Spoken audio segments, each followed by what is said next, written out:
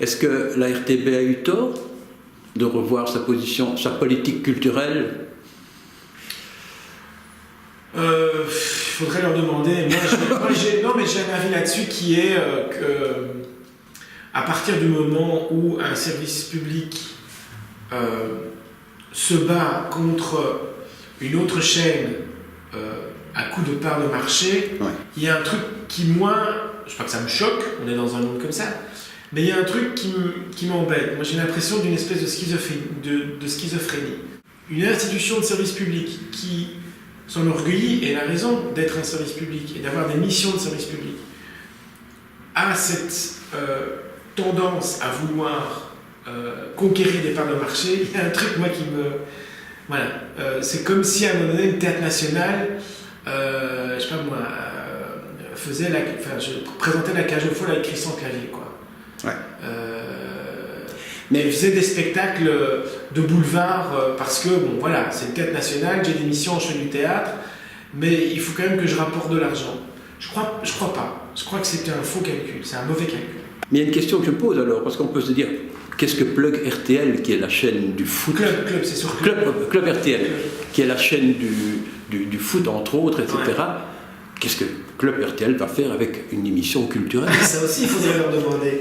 Non, est-ce que c'est vous qui les avez convaincus ou bien est-ce que c'est eux qui vont se rappeler? Alors, pour la petite histoire, nous, avec ASA, comme depuis le début de l'existence de cette plateforme, on cherche des partenariats. Il y a un an. Il y a un an, ça a démarré le 19 janvier 2015.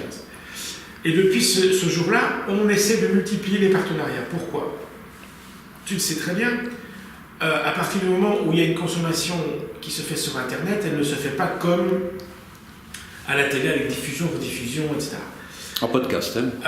En podcast. Capsule. Voilà. Une capsule existe sur un site, plus elle est partagée par des partenaires, plus elle sera vue sur d'autres sites. On s'en fout que ce soit vu sur un site, sur le nôtre, sur Facebook, sur un site partenaire. Et donc on a multiplié les partenariats. On a par exemple un partenariat avec Le Soir qui fonctionne magnifiquement bien, à savoir que si tu vas sur le site du MAD, sur la première page, la page d'accueil, il y a les infos du MAD, les critiques cinéma, leur top 5 des albums, etc. Et très rapidement, sur la page, tu as un gros encart avec les actualités d'ASA.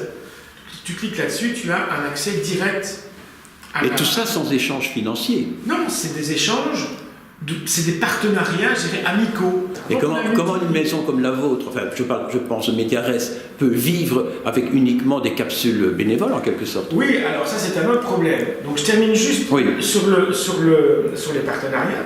Quand on a été trouvé, Patrick et moi, RTL, c'était pour un partenariat, rien d'autre. Ouais. Donc on a été trouvé Jean-Jacques Deleu, responsable à l'époque des nouveaux médias et de la plateforme internet RTL, ou des plateformes. On a été trouvé, on a dit voilà, on a le site qui est là, qu'est-ce qu'on peut faire ensemble? Ça ne matchait pas, ça n'a pas fonctionné, il nous a reçus avec beaucoup de gentillesse et beaucoup de sympathie. Et même en réfléchissant, il a dit, c'est à ce moment-là que c'est né, il a dit mais vos capsules, si on les met bout à bout, si on met un lien genre présentateur, ça fait une émission. Est-ce que vous pourriez le faire? Oui, bien sûr. Oui. C'était fin d'année dernière, fin 2015. On a eu 1 heure de réunion, au terme de laquelle il nous dit, voilà, moi je peux vous offrir un créneau de 26 minutes, tous les dimanches soirs sur Club. Si vous me fournissez une émission clé sur porte, voilà, je passe cette émission. Et on a décidé que ça commencerait le 31 janvier. Mais alors, est-ce que vous avez rempli un trou chez Club RTL? Ou bien est-ce qu'ils se sont dit, tiens, pourquoi ne pas faire... Ils libèrent régulièrement comme ça des je sais pas ce qu'il y avait avant, hein, mais... Oui, mais parce que c'est comme 22h, 22h30, c'est 22h20, 25h. Oui, voilà. Alors, le public, il est divisé, hein, en moins de 20 ans, plus de 50...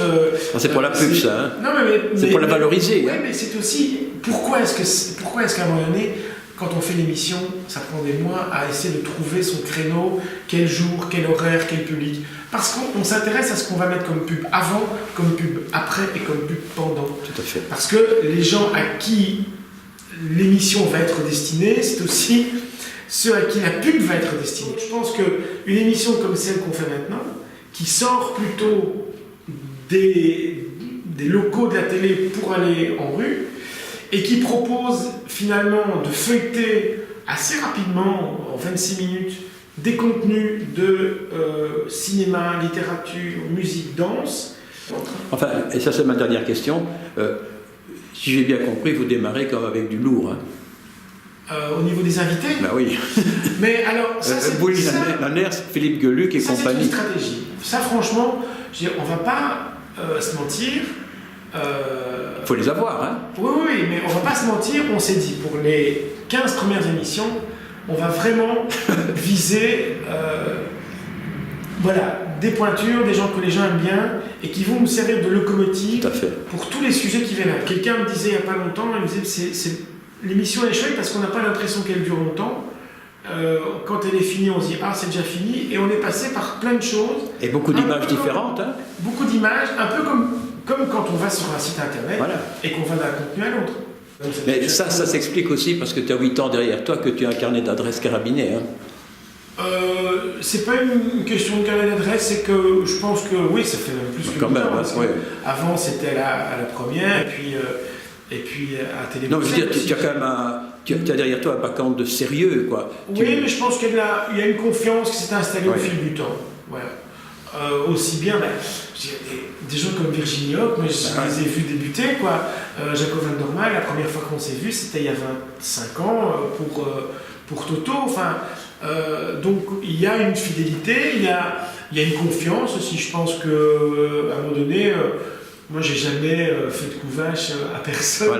Voilà. Et je n'ai jamais. Alors c'est un truc évidemment parfois qu'on pourrait me reprocher, mais si j'ai pas d'affinité, si à un moment donné je ne sens pas qu'il y a affinité artistique ou humaine, je préfère ne pas. Voilà.